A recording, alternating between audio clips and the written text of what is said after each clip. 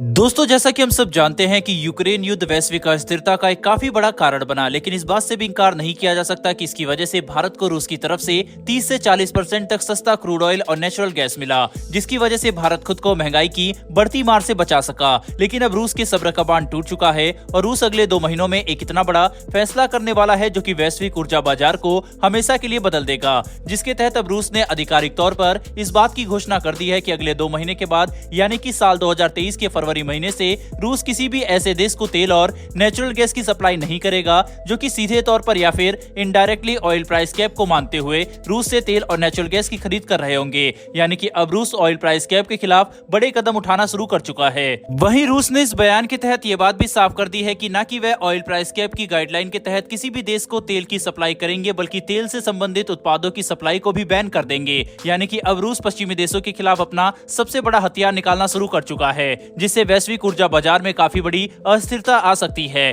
खास करके एक ऐसे समय में जब वैश्विक मंदी आने की संभावनाएं अपने चरम पर है। दरअसल पश्चिमी देश जब रूस पर ऑयल प्राइस कैप लगा रहे थे, तब इन सभी देशों को इसी बात का सहारा था कि अगर रूस नहीं तो कम से कम खाड़ी देशों से कुछ डॉलर महंगा तेल खरीदकर ये अपनी ऊर्जा की जरूरतों को पूरा कर लेंगे। लेकिन खाड़ी देश अमेरिका और पश्चिमी देशों की सभी योजनाओं पर पानी फेरने पर उतर गए, क्योंकि ये सभी देश जानते हैं कि तेल के व्यापार के मामले में ये कोई भी समझौता नहीं कर सकते, जिसके तहत ये बात पहले ही साफ हो चुकी थी कि जैसे ही वैश्विक ऊर्जा बाजार में रूसी तेल की सप्लाई कम होगी, खाड़ी देश अपने तेल के दाम बढ़ा देंगे। वहीं पर साल 2022 में ही तेल के दाम औसतन $102 प्रति बैरल के आसपास रहे थे, और अगर इस साल फरवरी के महीने में रूस ने अपने तेल और नेचुरल गैस की सप्लाई ग्लोबल एनर्जी मार्केट में कम कर दी, तो इस बात में कोई भी शक नहीं है कि कच्चे तेल के दाम बड़ी आसानी से 120 से $150 प्रति बैरल तक जा सकते हैं। साथ ही रूस के द्वारा दिया गया ये बयान रूस का सबसे बड़ा हथियार इसीलिए है क्योंकि कुछ दिनों पहले ही ऐसी कई रिपोर्ट निकलकर सामने आई थी, जिनसे इस बात की जानकारी मिली कि साल 2023 में एक वैश्विक मंदी आने की संभावना सबसे ज्यादा है,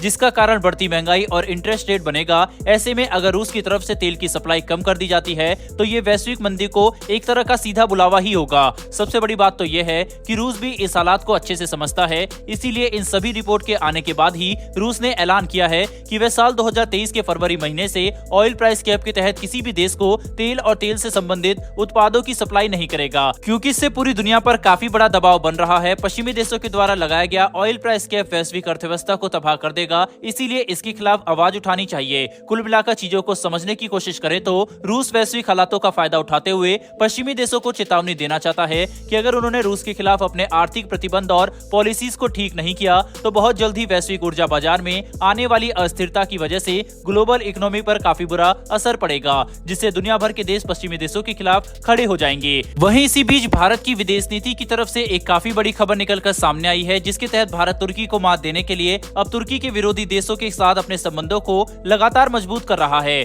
जो कि तुर्की पर काफी बड़ा कूटनीतिक दबाव बनाएगा और ये बात साफ कर देगा कि तुर्की भारत के अंदरूनी मामलों में टांग अड़ाने की हैसियत नहीं रखता, जो कि भारत की क्षमता को साफ तौर पर प्रदर्शित करेगा। जिसके तहत अब खुद भारतीय विदेश मंत्री डॉक्टर एस जयशंकर आज से लेकर 31 दिसंबर तक यानी कि 29 दिसंबर से 31 दिसंबर तक साइप्रस का दौरा करेंगे, जो कि दोनों देशों के डिप्लोमेटिक संबंधों के 60 वर्ष पूरा होने को चिन्हित करेगा। साथ ही इस दौरे के समय डॉक्टर एस जयशंकर अपने साइप्रस काउंटर पार्ट से तो मुलाकात करेंगे ही, बल्कि और भी कई महत्वपूर्ण व्यक्तियों से मिलेंगे। दोस्तों, साइप्रस ने यह बात साफ तौर पर कही है कि जब भारतीय विदेश मंत्री साइप्रस का दौरा करने आएंगे तब साइप्रस भारत के साथ तुर्की के आक्रामक रवैये के मुद्दे को भी उठाएगा, ताकि भारत तुर्की को यह बता सके कि साइप्रस अकेला नहीं है और उन्हें अपने आक्रामक रवैये को रोकना होगा, जो कि तुर्की के लिए एक काफी बड़ी कूटनीतिक हार है। साथ ही साइप्रस का दौरा करने के बाद डॉक्टर एस जयशंकर 1 जनवरी से लेकर 3 जनवरी तक ऑस्ट्रिया का भी दौरा करेंगे। हालांकि इस बात में कोई भी शक नहीं है कि भारत और तुर्की के संबंध कश्मीर और पाकिस्तान को लेकर काफी ज्यादा खराब हो चुके हैं, जिसकी वजह से डॉक्टर एस जयशंकर का साइप्रस दौरा